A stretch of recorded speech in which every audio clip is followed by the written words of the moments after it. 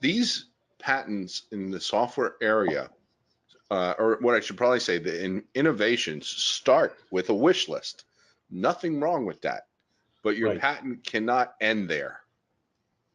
right, I mean, it just can't. I mean, because if it's going to get litigated, it's going to go down. Um, right. so let's take a step back and look at some of this in a little bit more detail. And at the top of this slide, I just have the language from 112F again for our reference. And then, guys, the critical case here over the last few years is Williamson. And this is what turned means plus function upside down. It did. It took it back to where it was pre the strong presumption law that got adopted in the mid 70s, that there was a strong presumption that a claim was not a means plus function limitation.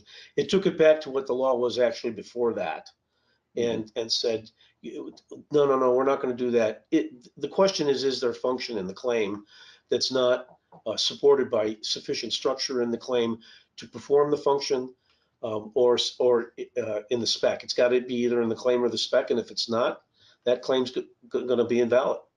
Yeah. And I will say this: I believe it's become an epidemic of in current patent prosecution. It's been going on for some time.